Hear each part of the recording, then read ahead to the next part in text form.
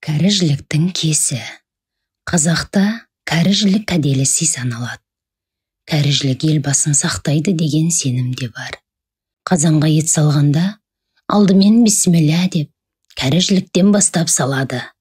Себебі, кәріжілік еттің бәрін ұстап тұратын қасиетке ие. Оны шақпайды, құда табаққа салмайды. Қонаққа, бөтен жат адамға емес, керісінше, үйдің иесіне немесе ағайынға береді.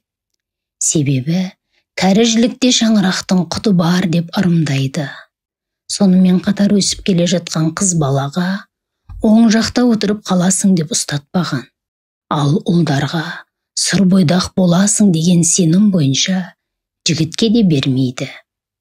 Кәріжілікті үйдің оң босағасына, қорасының айналасына байла біліп қояды. Кәріжіліктің киесі туралы ел ішінде мынадай аңыз бар. Ертеде бір байдың қорасын 40 қарақшы торуылдайды. Бірақ қанша тырысса да малын ала алмайды.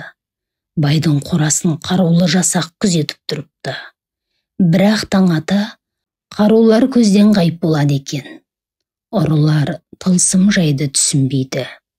Ертесіне біреуін тыңшылыққа жұмсайды. Ол байға жолаушы кейпінде келіп сыр тартады. Байдың жалғыз ұлы мен бәйбішесінен өзге ешкім жоқ екен.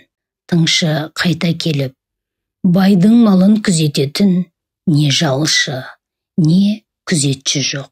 Бәрін барладым, көршілерінен де сұрадым, ешбір жасағы жоқ. Бізге елестеген болу керек дейді. Сонда ұрылардың басшысы, ендеше бүгін шабамыз деп атқа қонады. Бұл жолы да ұрылар қораға тақап келгенде қарулы жасақ кезігеді. Ұрылардың бірнешеуі жараланып, кейін шегінеді. Ертесіне ұрының басшысы байға өзі барып, байеке, мен ұры едім. 10 күн болды, сіздің малыңызды торып жүргеніме. Бірақ қораңызды күзеткен қалың әскер алдырмайды. Күндіз көзден ғайып болады. Не сыр, не кеңіз бар, айтыңызшы, деп ағынан жарылыпты.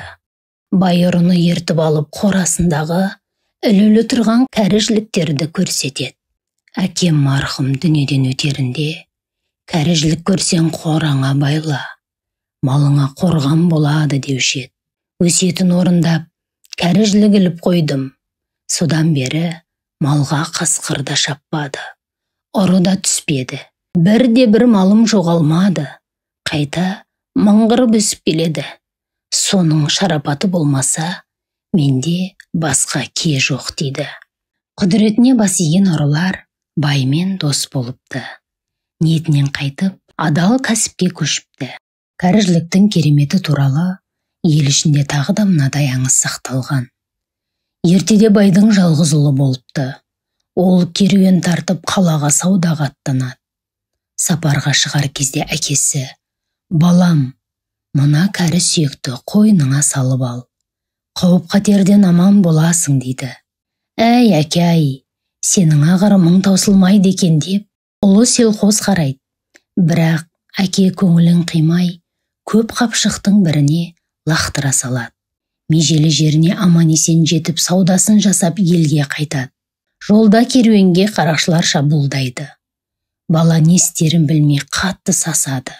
Сол кезде арт жағынан қарулы жасақ пайда болып, қарақшыларға қарсы ұмтылады. Тонаушылар сескеніп, кейін шегінеді. Қапылыста бір қарақшының қаңғыған оғы баланың аяғына тиіп, жараланып қалады. Ғайыптан пайда болған жасақ керуенді аман-есен елге жеткізеді. Бірақ елдің шеті көрінгенде көзден ғайып болады. Бала үйіне келіп әкесіне болған жағдайды баяндайды. Сонда әкесі, ұлым, ырымның сырын енді түсінген боларсың. Кәріжілікке Құдай осындай қасиет тартқан. Сен балалық қылып, кәріжілікті көп қапшықтың біріне салып алдың. Сонда да керуенің ғай берен 40 шілтеннің шылауында болды. Егер ықыласың күшті болғанда, жебе де дарымас еді деген екен. Осыдан бастап ел аузында кәрі жілік ер жігітті 40 жаудан қағады деген сөз қалыпты. Мәшһүр Жүсіп Көпейұлы қайтыс болған кезде бейтінің ішіне 40 кәрі жілік қойған екен. Діни сенім бойынша кәрі жілік қабірді қорғап жатады деседі.